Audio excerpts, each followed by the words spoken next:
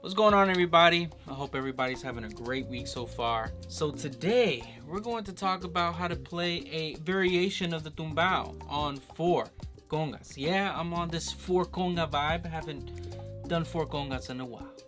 You already know what day it is. It's Tutorial Thursdays.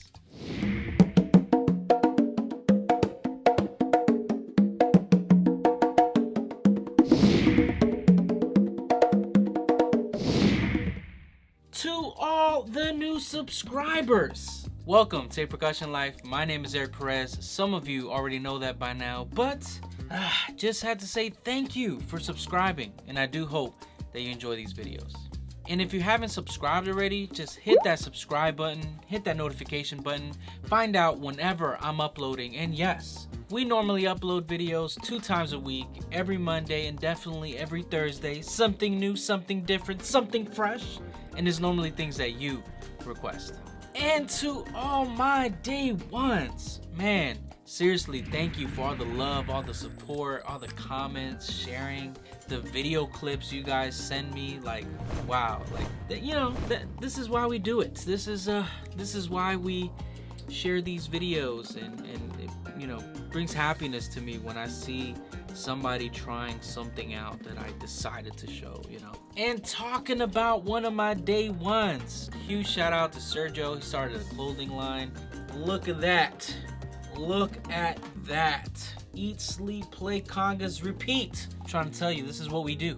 This is what we do. If you guys are interested in the shirt, I'm gonna put the link below. Support, you know, small businesses, support people doing stuff like this, man. This is pretty nice merch, man. So yeah, go support my brother Sergio. So this variation of the Tumbao on 4 congas is pretty simple, very, very melodic. You're gonna see some fusion of Patato, some fusion of Candido.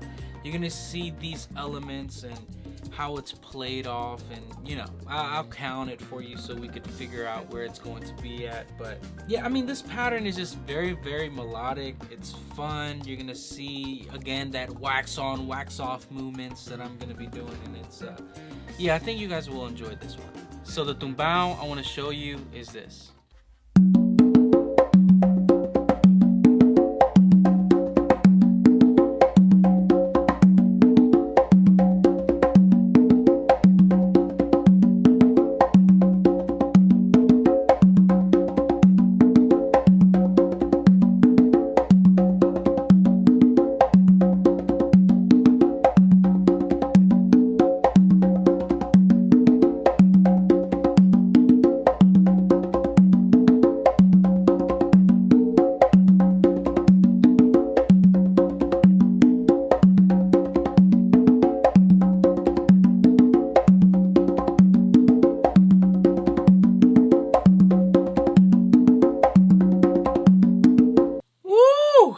Got to love it, man. Tumbaos can last forever. I'm trying to tell you, Tumbaos last forever. You gotta love it. All right, so let me show you what I'm doing. So if you notice, it's very, very, very melodic. So my tuning has to be just as important as the pattern. Right now, believe it or not, I'm not tuning to any note. I am not tuning. I don't even know what note, which is this, and I don't even know. The thing that I know is it sounds pretty darn good. Oh yeah, pretty darn good. But it really does. It sounds very, very melodic. You know, just if you want to hear it.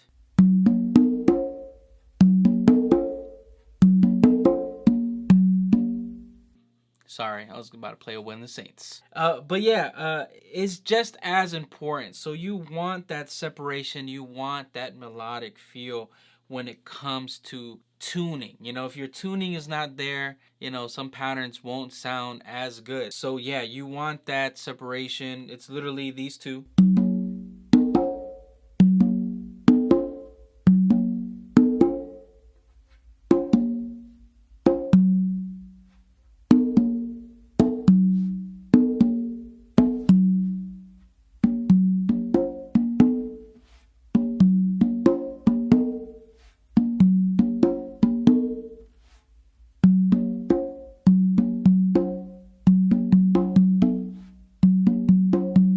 So you really want to practice that. Sometimes the best sounding congas sound good just because of your personal taste and feel, not tuning necessarily to a note, not finding a specific note. I'm normally a person that tunes to a specific note, but oftentimes I find myself, you know what, this sounds pretty good. I'm gonna stick with this, you know. So try it out. It's just, you know, try what sounds good for you, what sounds good for your style, for your flavor. But yeah, the melodic tone, the tuning is just as important as the pattern. So I start the pattern with an open with my dominant side, an open on the tumba, and then what I'm going to do is on my non-dominant side, do an open on that tumba. So it's gonna sound like this.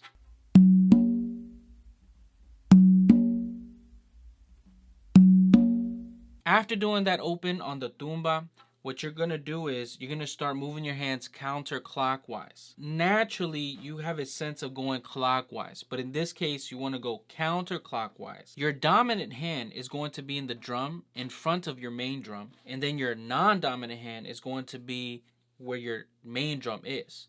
So after doing that, you're gonna start doing this, basically.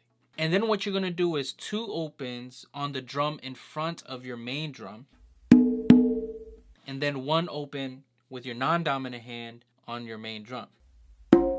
So to put everything together up to this point is gonna sound like this.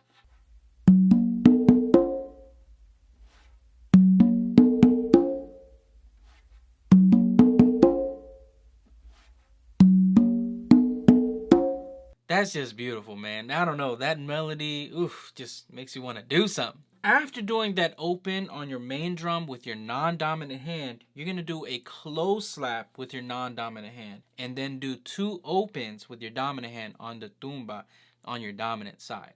So it's going to sound like this. Now this is kind of tricky because you just did an open, so you have to be conscious enough knowing that you're about to do a close slap after that open. So to put everything together up to this point, it's going to sound like this.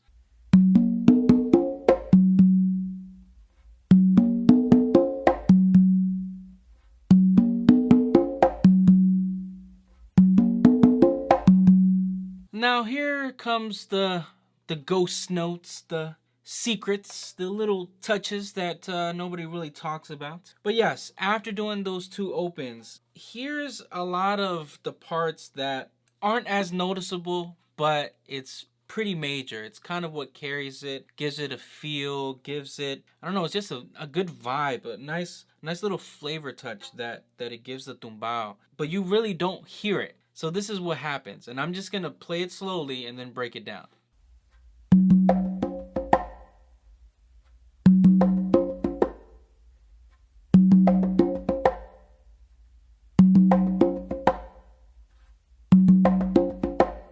Crazy, huh? So after those 2 opens, what you're going to do is a close slap with your non-dominant hand. And then with your dominant hand, what you're going to do is you're just going to slightly touch the conga. Very, very minimal. Just a nice little tap. It's kind of that maña, what we call, or the feel, kind of helps you support the following movements. So you're going to do a tap, and after you do the tap with your dominant hand, you're going to do an open with your non-dominant hand. So it's going to sound like this. And then after that open, what you're going to do is another tap with your dominant hand on the conga, and then with your non-dominant hand, you're going to do 2 close slaps. But it's kind of like weird. I wouldn't say it's this type of close slaps, but it's more like, it's kind of hard to explain. You're not really kind of doing it individually with different movements. You're actually using the momentum from the first close slap to help the second close slap. I don't know if that made sense, but let me kind of show you the difference.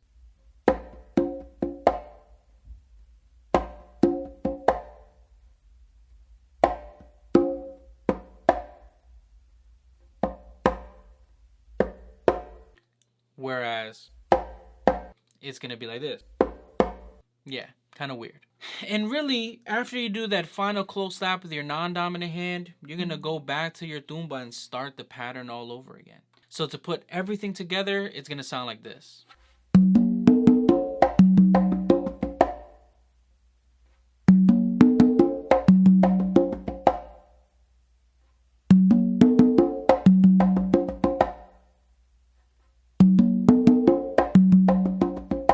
Now to play everything through, it's gonna sound like this.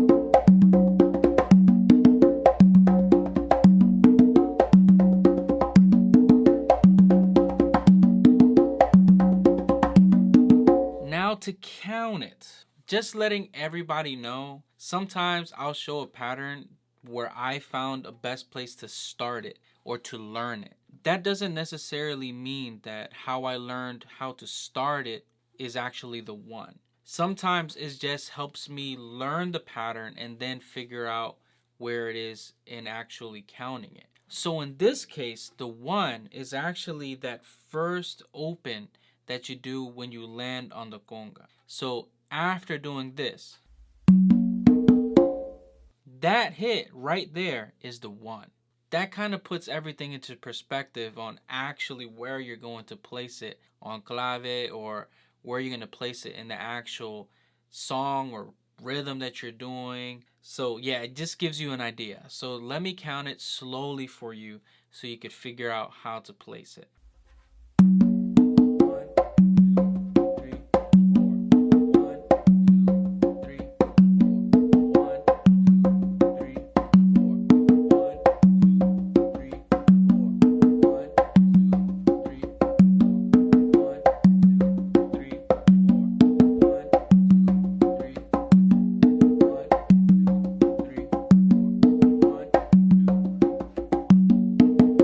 Oh yeah, that's kind of lovely. And just to add just a little bit more, if you want kind of more dynamic, you can actually just do one open here to just add a different feel to it. So what I'm gonna do is I'm just gonna play it with one and then with two. So you're gonna see the difference.